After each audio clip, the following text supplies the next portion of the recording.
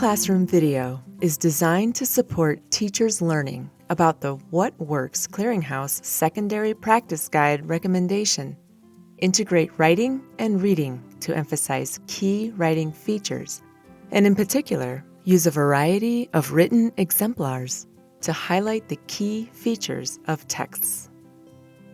The video shows instruction at the beginning of a lesson sequence on writing policy arguments about tourism. 8th grade students in Debbie Walker's English Language Arts class are using color coding to identify key elements of policy arguments. Text features help the reader make sense of what they are reading and are the building blocks for a text structure. Key text features are to nonfiction what story elements are to fiction. Policy arguments include text features such as a claim, summary statements, evidence, and commentary. In this video, the teacher models how to use color coding to identify text elements in an exemplar text, in this case, a written testimony. The purpose of the lesson is to build students' understanding of important elements of policy arguments. Ultimately, students will learn to incorporate these elements into their own policy arguments. Small groups practice locating text elements in another exemplar text, a written testimony about sustainable tourism. Students discuss the text elements they found and the location of these text elements. The whole group reflects on what they learned about effective arguments. Policy arguments come in many forms and they have specific text elements. Here I will model for you how to highlight different text elements in this written testimony. This was written by a native Hawaiian Kama'aina to Maui, and it was written to committee members who are responsible for voting on a policy called SB 3192. You guys remember that? Okay, so anyone can write testimony to share their argument for or against a possible policy.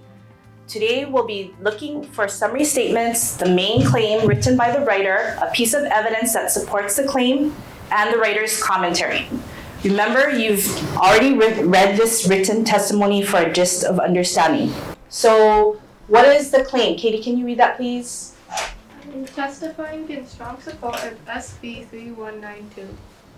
Okay. The purpose of SB 3192 is to establish a visitor green fee program as a license required by visitors for usage of Hawaii's public beaches, parks, trails, coastlines, and environment. What about the summary statement, which is highlighted in yellow? Allison, if you could please read that. This relates to natural resources management that would establish a visitor green fee program administered by the Department of Land and Natural Resources. So as you notice, that summary statement oriented the reader to the facts. And now we're going to go on to our evidence that supports the claim. So this includes supporting details and key ideas. Let's see, Tyler, can you read that please? In green? Oh, in green, okay. These resources are connected with our tourism, and our tourism depends on Hawaii's natural resources. However, our home is facing problems related to our visitors, climate change, and localized threats to our ecosystems. It's been estimated that we currently face a funding gap of $360 million per year that is needed to preserve our national resources. So finding in blue, here's the commentary where the writer interprets the evidence. Ty, can you read that, please? SB 3192 would help maintain Hawaii's healthy, sustainable region for future generations to enjoy, as well as a visitor's destination. By investing in our environment today, we can make sure that residents and visitors are able to enjoy our natural environment for decades to come. Students discuss where text elements are located in the written testimony. Locating text elements elevates students' knowledge about the connection between reading and writing. What about the evidence, Quinn? In The green. evidence now is following the summary. Okay, so the evidence is following the summary. Okay, so we're going into like the second paragraph here after the summary.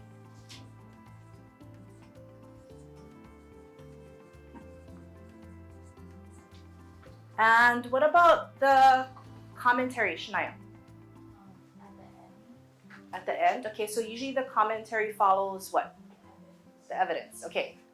Small groups of students in Debbie Walker's 8th grade English Language Arts class practice locating text elements in another exemplar text, a written testimony about sustainable tourism.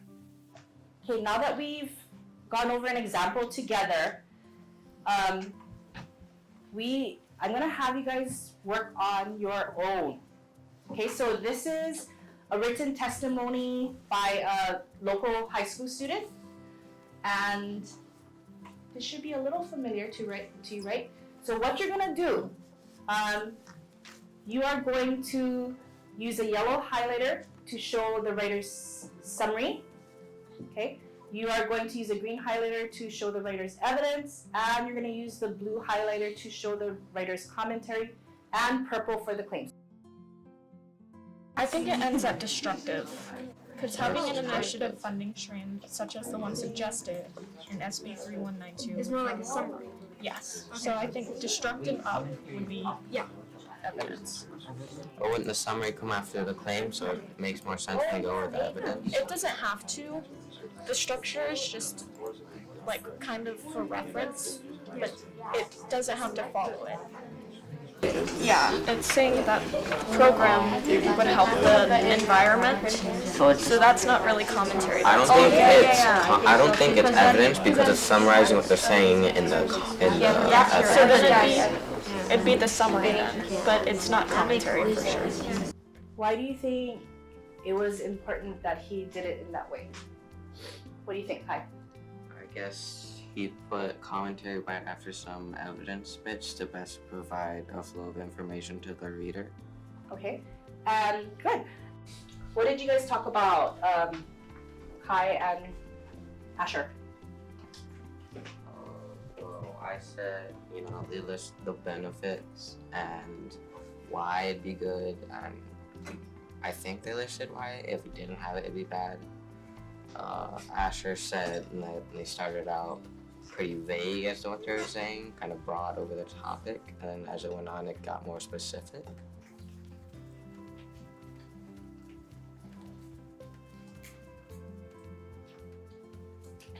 Here, the student writes, "When I think about effective arguments, I think that they're confusing, but they also can help me learn how to create one.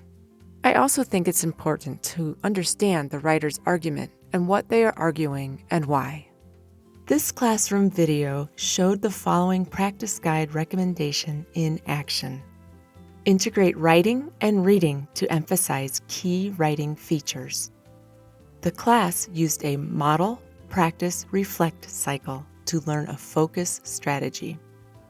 The focus strategy was using color coding to identify key elements of policy arguments. Recommendation 2 in the practice guide includes additional strategies and activities for supporting the integration of writing and reading to emphasize key writing features, like demonstrating that key features of exemplars vary by form, purpose, and audience.